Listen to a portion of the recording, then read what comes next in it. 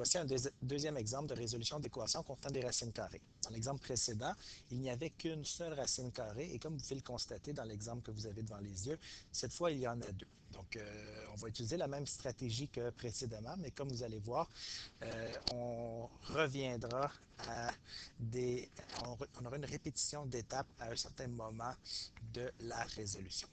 Donc, la première étape, ça va être d'identifier le domaine. Je vais le faire ici en premier lieu. Donc, étant donné qu'ici, il y a deux racines carrées, donc il y a deux inéquations à poser. Donc, la première, pour x plus 7 supérieur ou égal à 0, donc pour respecter la première racine carrée, et la seconde, x plus 2 plus grand ou égal à 0. Donc, on doit s'assurer de respecter les deux inéquations en termes de x.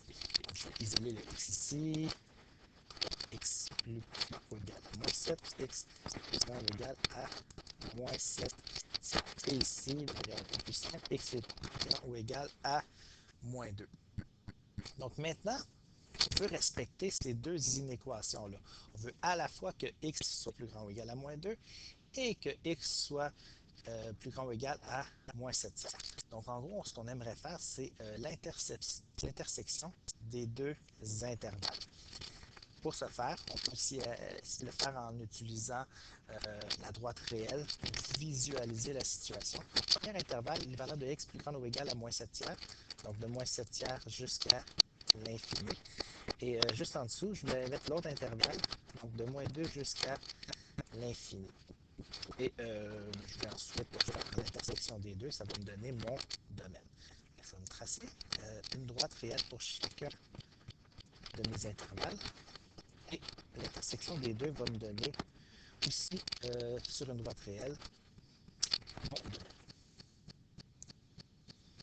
Commençons par placer les deux valeurs qui nous intéressent, c'est-à-dire moins 7 tiers et moins 2. Donc là, c'est important de bien positionner les deux nombres l'un relatif à l'autre. Donc, moins 7 tiers, c'est équivalent en décimale à moins 2,33.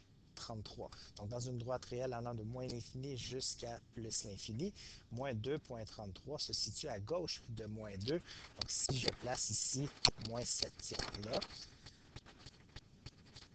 il faut conséquemment que moins 2 soit placé approximativement là. Ce n'est pas nécessaire d'être précis, mais il faut absolument que ce soit à droite du moins 7 tiers. Donc, moins 2, c'est plus grand que moins 7 tiers. Donc, maintenant, je vais aller mettre en rouge les intervalles correspondants. Donc, ici, moins 7 tiers, ce sont toutes les valeurs supérieures ou égales à moins 7 tiers. Et ici de moins 2 jusqu'à plus l'infini à droite de moins 2. Donc moi, je vais faire l'intersection de ces deux intervalles-là. Donc, je veux à la fois respecter le fait que ça doit être moins 7 tiers à l'infini, ça doit être plus grand que moins 7 tiers et respecter le fait que ça doit être de moins 2 à l'infini. Donc, la seule manière de respecter les deux intervalles, donc en faisant l'intersection, on obtient il faut que ce soit supérieur ou égal à moins 2. Pour vous en convaincre, posez-vous la question, et si j'avais une valeur située, par exemple, dans cet intervalle-là, est-ce que ça fonctionnerait? La réponse est non. Ça fonctionnerait dans la première racine, mais pas dans la seconde. Ça, c'est une manière de s'assurer qu'on a bien compris ici l'intersection de nos intervalles. Mon domaine, au final, je vais juste l'écrire en dessous. Alors, domaine de moins 2 à l'infini. Donc, notez que lorsqu'on a deux intervalles comme ça et que les deux vont dans la même direction, ici les deux, on avait des plus grands ou égal à, un nombre, il y en a toujours un des deux qui va l'emporter, si on veut, sur l'autre et qui va donner notre domaine. Allons-y maintenant avec la procédure de résolution. Une fois que le domaine est fait, on va s'attarder à l'étape où on doit isoler une des racines. Je vais y aller avec l'une des deux, par exemple, la racine de 3x plus 7. Donc, je vais envoyer l'autre racine en soustraction de l'autre côté, comme ceci. Notez qu'on aurait pu conserver la racine de x plus 2, ça aurait fonctionné aussi. Et ça aurait aussi fonctionné si on avait maintenu l'équation dans son état initial, mais je préfère le montrer en isolant toujours une racine Mais selon moi, c'est moins source d'erreur. Donc là, je vais élever au carré des deux côtés. Et là, il faut être vraiment vigilant. Dans le cas où on a plusieurs racines, c'est que élever au carré ici, ma soustraction à gauche ne va pas consister à élever tout simplement mes deux éléments de ma soustraction. Donc, je vais devoir multiplier les deux binômes ensemble et il va en résulter qu'il va rester encore des racines du côté droit. Du côté gauche, on atteint notre premier objectif de se débarrasser d'une des racines et on obtient 3x plus 7. De l'autre côté, donc, ce que je mentionnais précédemment, c'est qu'on est en train de faire la multiplication de 1 moins racine de x plus 2 fois 1 moins racine de x plus 2. Donc, on va faire 4 multiplications. Donc 1 fois 1, 1. 1 fois moins racine de x plus 2, moins racine de x plus 2. Ensuite, moins racine de x plus 2 fois 1 moins racine de x plus 2. Et ensuite, moins racine de x plus 2 fois moins racine de x plus 2. Donc 2 négatifs donnent positif. Et les deux racines multipliées ensemble donnent x plus.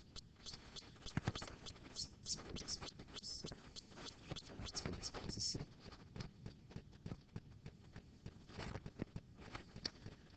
Racine de x plus 2, donc plus racine de x plus 2 élevé au carré, c'est-à-dire x plus 2. Donc, je vais rassembler ensemble mes deux racines qui sont identiques ici. Donc x plus 7 est égal à donc, 1 plus 2, tiens, 3, moins 2 racines de x plus 2. Et ici, j'avais mon plus x qui est là.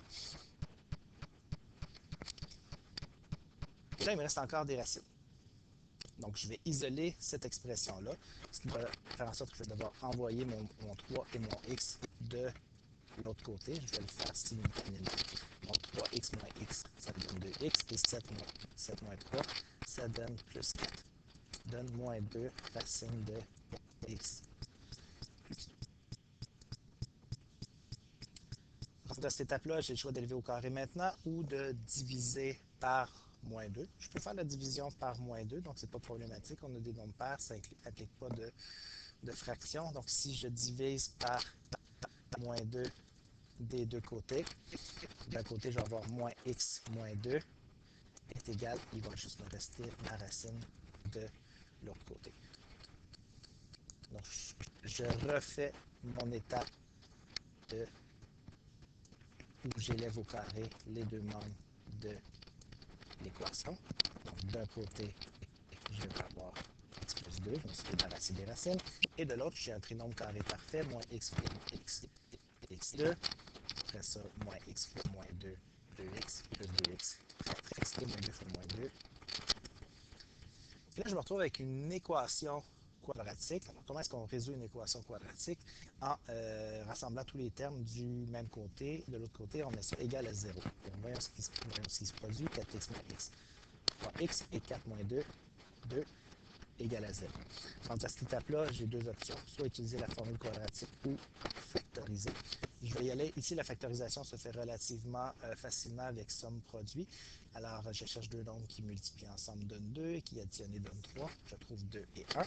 Donc, x plus 2 plus x plus 1 est la forme factorisée de x2 plus x plus 2. Ça me permet ensuite d'utiliser la règle du produit nul et de ramener tout ça à deux équations plus simples. Une donnant la valeur moins 2 et une donnant la valeur moins 1. Je vous rappelle qu'on n'arrête pas là. Bien que ce soit les deux solutions qu'on ait obtenues avec la méthode, il est possible que l'une d'entre elles ou les deux soient de fausses solutions. Vérification.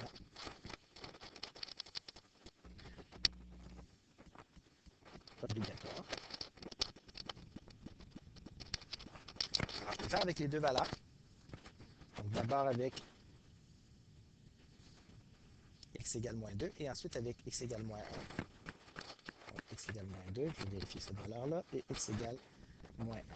On va le faire non pas dans une étape intermédiaire, mais bien dans l'équation initiale. Donc l'équation initiale, 3 fois x, une part de parenthèse, dans l'attente d'attribuer la valeur de x, plus racine de x plus 2 devrait être égal à 1. Donc la valeur que je veux tester, c'est moins 2.